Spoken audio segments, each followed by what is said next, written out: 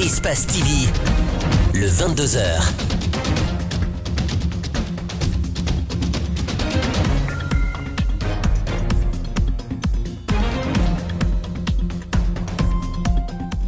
Très heureux, mesdames et messieurs, de vous retrouver pour cette nouvelle édition du 22h sur Espace TV. Bienvenue à toutes et à tous.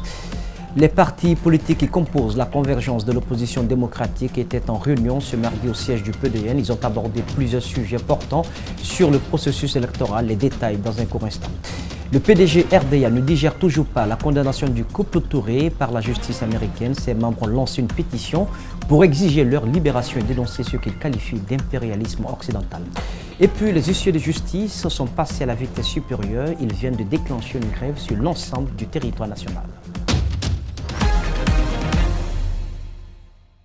Nous ouvrons le bal par la CODE, entendez Convergence de l'opposition démocratique, qui était en conclave ce mardi au siège du PDN à Kakimbo, c'est dans la commune de Ratoma.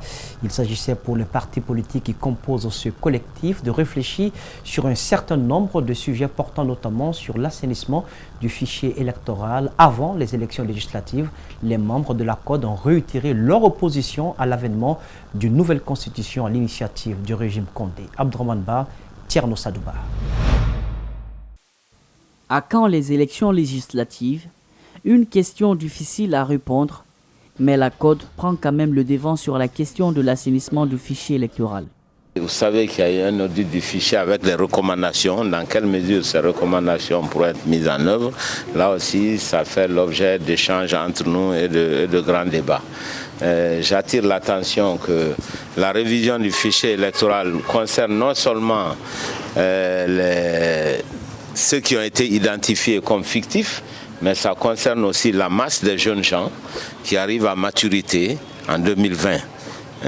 C'est des millions de jeunes qui constituent des électeurs très importants et sur lesquels nous devons compter.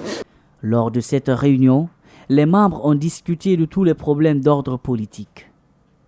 Aujourd'hui, la question du mandat présidentiel est un sujet au bout de toutes les lèvres. Là-dessus, la CODE reste ferme. Constitution nouvelle, modification de l'ancienne, c'est le troisième mandat. Nous sommes opposés au troisième mandat et nous nous opposerons au troisième mandat jusqu'au bout.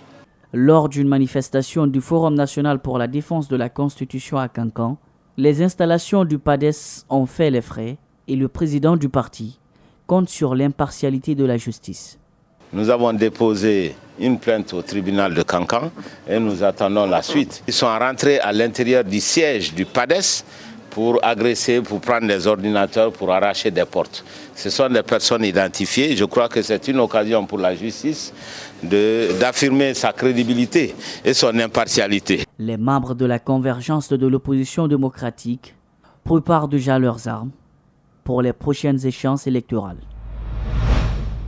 Le parti PDG RDA lance une pétition pour la libération du couple Touré. Les membres de ce parti politique ont, au cours d'une conférence de presse, donné des informations sur l'état d'esprit du couple Touré, Mohamed Touré et son épouse. Ils dénoncent par ailleurs l'impérialisme occidental. Djibril Ba, Mohamed Al-Hussein Kamara. Le Parti démocratique de Guinée et du Rassemblement démocratique africain décidément ne lâche pas prise sur le cas du couple Touré. Une pétition est lancée en sa faveur, alors que celui-ci vient d'être condamné à 7 ans d'emprisonnement par la justice américaine. Nous avons fait la lecture du contenu. L'essentiel est que c'est de marquer notre solidarité par rapport aux camarades. Et Dieu merci aujourd'hui, même si on ne peut pas se satisfaire de la sentence qu'ils ont prononcée, mais nous nous en réjouissons parce qu'il y en a qui parlaient de 30 ans, 40 ans, 20 ans. Finalement, on se retrouve à 7 ans avec des conditions de liberté. Ça, pour nous, ce n'est pas mal. Mais c'est loin d'être notre satisfaction. Parce que notre satisfaction en tant que telle réside dans le fait que le camarade Mohamed Touré, son épouse, puisse recouvrir leur entière liberté. Omar Mariko du parti Sadi, venu du Mali, apporte lui aussi son soutien à Mohamed Touré. Panafricaniste convaincu, il croit au dénouement et compte retrouver sitôt celui avec qui il a mis en place l'Union pour la révolution démocratique africaine. Les cultures des différents pays n'ont rien à voir avec leur système juridique. Mais pourtant, ils nous imposent à nous de suivre leur culture dans notre système juridique. À tel enseigne que nous aussi, nous arrivons à ignorer nos vécus socio-culturels et à fonder notre code juridique là-dessus. La conférence est aussi axée sur la situation politique actuelle.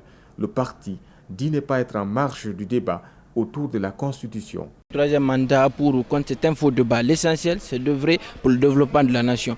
Nos doyens ont dit tout à l'heure, des fonds sont investis dans le processus électoral plus que même dans le cadre du développement. Donc pour nous parlons de questions de développement. Et d'ailleurs le PDG, je l'ai tout à l'heure dit dans ma déclaration, au titre des orientations, des travaux issus des orientations du 14e congrès, nous avons alerté, nous avons proposé, mais on ne nous a pas écoutés à l'époque.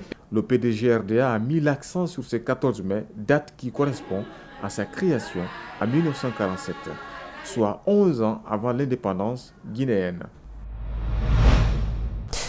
Les huissiers de justice ne sont pas contents et ils le font savoir en entrant en grève sur l'ensemble du territoire national. Ils ont arrêté de travailler. Ils exigent la signature de leur statut particulier. Nagli Sangana Camara nous signe ce reportage. Les huissiers de justice de Guinée ont cessé toutes leurs activités. Bien avant, la Chambre des huissiers aurait saisi le ministre de la Justice pour l'amélioration de leurs conditions de travail. Ces auxiliaires de justice exigent la signature de leur statut particulier et d'autres revendications mentionnées dans la plateforme revendicative. Les huissiers sont les seuls qui n'ont pas de statut. Nous n'avons pas de statut et le projet de statut qui a été discuté l'année en 2018 en Conseil des ministres et adopté n'est pas signé jusqu'à ce jour. Donc, et il y avait entre autres aussi les réquisitions. On a demandé à ce que on arrête que les huissiers, la formule exécutoire suffise pour les huissiers pour saisir la gendarmerie et la police pour procéder aux exécutions. Donc on ne veut plus maintenant que le procureur général signe les réquisitions. Depuis 15 ans, les huissiers de Guinée se battent, disent-ils, pour se doter d'un statut en vain. Pour eux, ce texte est indispensable pour la corporation. Le statut, les huissiers, c'est comme la constitution du pays. C'est comme la constitution du pays. C'est lui qui organise, c'est le statut qui organise. C'est le statut qui permet de protéger les huissiers. C'est un texte qui nous régit. Si nous n'avons pas de texte, mais nous sommes abandonnés à nous-mêmes. C'est tout le grand problème. La Chambre des huissiers de Guinée se réjouit de l'effectivité de leur mot d'ordre sur toute l'étendue du territoire national. Cependant, le vice-président de l'organisation dit être disposé à toute négociation avec l'État. Nous sommes ouverts au dialogue, nous sommes ouverts à la négociation avec notre département. Nous sommes à leur écoute. Donc nous avons posé des points. S'ils veulent nous rencontrer, nous sommes entièrement à leur disposition.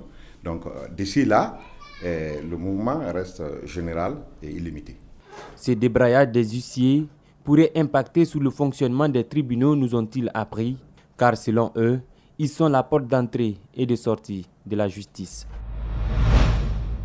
C'est une nouvelle qui relance la sulfureuse question de la concession d'une partie du port autonome de Conakry. Cette fois-ci, c'est le responsable du syndicat des travailleurs du port qui est accusé d'avoir réclamé 500 000 $ à la société turque Al Bayrak, adjudicatrice donc de cette concession au détriment de ses collègues syndiqués. Des allégations balayées du revers de la main par Cheikh Touré qui invite ses détracteurs à apporter les preuves de leur accusation. Al-Seni Bari commente les images d'Amadou Ouriba et de Lamine Silla. Cheikh Touré aurait-il réclamé une enveloppe de 500 000 $ pour faciliter les installations de la société turque Al Bayrak au port autonome? En tout cas, les accusations vont dans le sens et la polémique enfle dans la cité. La personne mise en cause dément. Je n'ai jamais eu le contact sourdine avec la société Al Bayrak.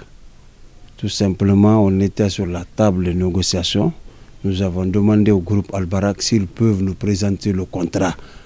Parce qu'ils ont demandé à ceux qu'il y ait le transfert des travailleurs du port autonome vers le groupe Al Bayrak, dont ils ont créé une société qu'on appelle Alport. Il parle plutôt d'allégations dénuées de tout fondement et invite ses détracteurs de brandir leurs preuves. Pour lui, il s'agit juste des cadres tapis à l'intérieur du port qui tentent de nuire à son image. Je défie quiconque qui peut m'apporter la preuve si j'ai perçu ou si j'ai été contacté pour les 500 000 $. Il y a des cadres véreux, il y a des cadres fantoches qui sont à l'interne du port autonome, qui négocient en sourdine avec le groupe Al-Barak. Certains directeurs qui ont perçu des sous avec eux, du fait que je m'oppose à leur affaire, c'est pourquoi c'est eux qui sont à la base de ça certainement. Parce qu'ils sont en contact avec le groupe Al-Barak. Depuis août 2018, la société turque Al-Bayrak a pointé son nez au port autonome de Conakry. Il y a eu des vives contestations. Et à présent, les travailleurs et l'entreprise ouvrent un couloir de négociation pour atténuer leur colère.